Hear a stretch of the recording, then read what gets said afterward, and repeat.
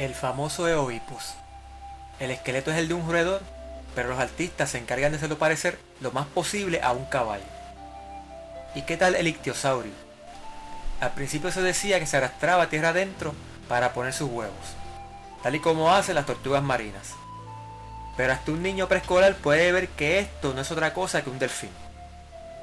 Con el tiempo, fósiles de hembras embarazadas han sido encontrados demostrando que el ictiosaurio no ponía huevos, sino que daba a luz como cualquier otro delfín.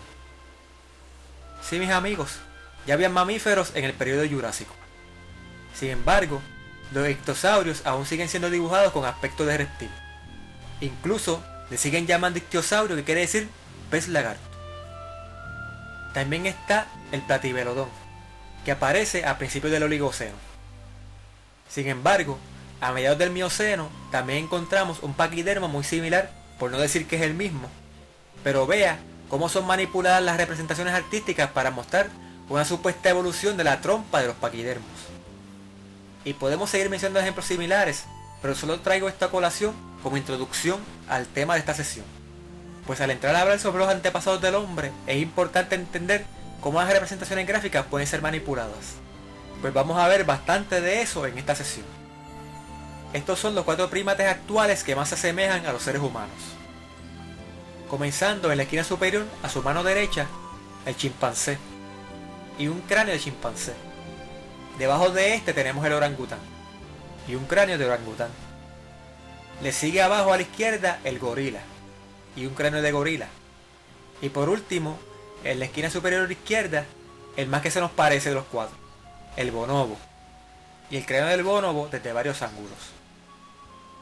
Ahora veamos 4 cráneos de supuestos antepasados del hombre. Estos no son sino cráneos de simios ya extintos, y solo de una manera forzada se puede ver en ellos antepasados del hombre.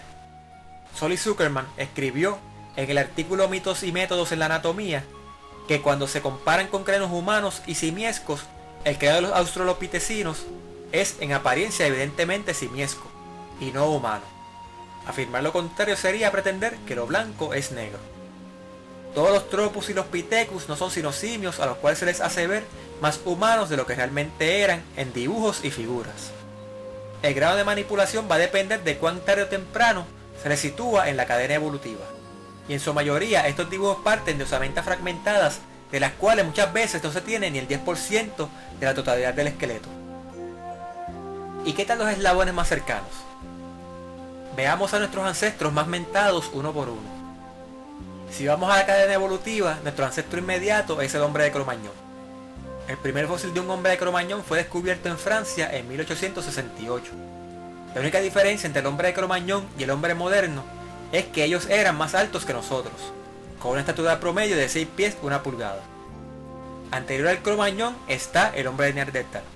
El primer fósil de hombre de Neandertal fue descubierto en Bélgica en 1829. Otros fósiles de hombres de Neandertal fueron descubiertos en Gibraltar en 1848 y en Alemania en 1856. Los hombres de Neandertal tenían la misma estatura promedio que nosotros, que son 5 pies 5 pulgadas. Siempre se les representa con las mismas características del dibujo hecho en 1912 por Marceline Bode, con cuello corto, hombros encorvados y piernas flexionadas. Esto a pesar de que hace tiempo se sabe que el esqueleto en el cual se basó Bode era el de un hombre que parecía de una artritis severa en la columna vertebral. Otro dato interesante del Neandertal es que basado en un estudio de su ADN, los genetistas han llegado a la conclusión de que no es una subespecie de Homo sapiens, sino una especie aparte que evolucionó paralelamente de un antepasado común. En otras palabras, no descendemos de los neandertales. Sin embargo, todavía siguen apareciendo como un eslabón en la cadena evolutiva de muchos libros de texto. Pero si el Cro-Magnon no desciende del Neandertal, entonces ¿de quién desciende? Del Homo sapiens arcaico.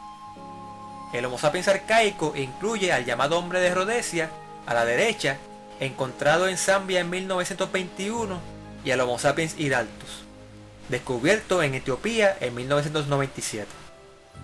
En lo que al hidaltus se refiere, algunos lo consideran una subespecie extinta de Homo sapiens, y es por eso que al hombre moderno nos denominan Homo sapiens sapiens, como diferenciación con respecto al Homo sapiens hidaltus. Otros científicos, en cambio, consideran que el Hidaltus es solo un ser humano de la actual especie. Y eso mismo creo yo. Un ancestro más antiguo aún lo es el Homo heidelbergensis, cuyos restos fueron descubiertos en Alemania. Pero según los estudios de su ADN, estos antepasados no son nuestros antepasados, sino antepasados del hombre de Neandertal. ¿Cuál entonces es el antepasado del Homo sapiens arcaico? Pues el Homo erectus. El Homo erectus incluye al hombre de Java, descubierto en Indonesia en 1891, al hombre de Pekín, arriba a la derecha, descubierto en la década de 1920, al hombre de Solo, descubierto en la isla de Java en 1931, al Homo ergaster, al centro, descubierto en Kenia en 1984, y al Homo antecesor, descubierto en España en 1994. Este último se supone es el antepasado del Homo heidelbergensis. Tanto al hombre de Java como al de Pekín, que fueron los primeros Homo erectus encontrados, se les llamó originalmente Pithecanthropus, que significa hombre mono. Pues el nombre fue cambiado por el de Homo erectus, palabra latina que significa hombre erguido. Fíjense en los dos cráneos dibujados arriba en el centro. El de arriba es un cráneo promedio de un Homo erectus, de los cuales no existen muchos ejemplos, y el de abajo es el cráneo de un hombre caucásico.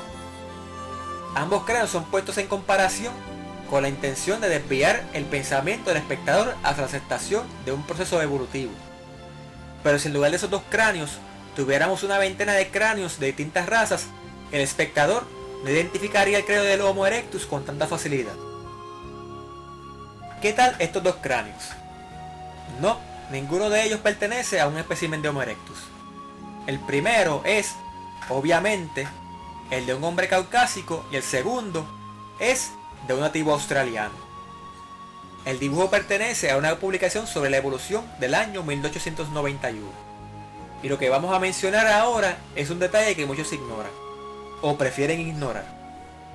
Las ideas de transmutación de especies no se originaron con Darwin. Anterior a Darwin, las ideas de una evolución y de que unas especies y razas son más desarrolladas que otras fueron usadas para justificar la esclavitud. Si les interesa más información al respecto, les recomiendo leer Las revueltas de los negros esclavos norteamericanos de Herbert Aptheker. La evolución es una teoría producto de una sociedad racista, que desconoce que Dios hizo de una misma sangre todos los linajes de la tierra. Pero veamos a estos ancestros descubiertos más recientemente, el Homo florensis, descubierto en Indonesia en el 2003. Eran más pequeños que los pigmeos, los tuá, los semán, los andamaneses y cualquier otra raza de gente pequeña conocida. En la foto, junto al típico cráneo de una persona caucásica, el cráneo del Homo florensis básicamente se diferencia en tamaño. Es sin lugar a dudas el cráneo de un ser humano. Sin embargo, noten las diferentes representaciones de ese mismo espécimen. Me da la impresión que entre los artistas evolucionistas las narices chatas son la característica principal cuando se quiere hacer ver a un ser humano como más primitivo o inferior. ¿Y qué tal el color de la piel? Ah, y no olvidemos los labios gruesos. Pero imagínese usted, si una sociedad supuestamente cristiana puede ser racista, no es de extrañarse que acepte otras ideas contrarias a la fe que supone profesar.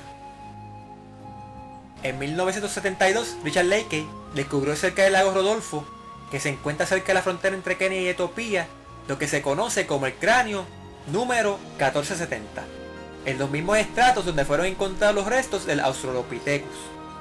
Esto demuestra que el hombre y los Pithecus fueron contemporáneos y no descendientes el uno del otro, después de cientos de miles de años de evolución. En nuestra próxima sesión regresaremos aquí mismo con Richard Leakey y el cráneo 1470, para terminar con esta serie de estudios sobre la evolución. Hasta la próxima sección y que Dios les bendiga.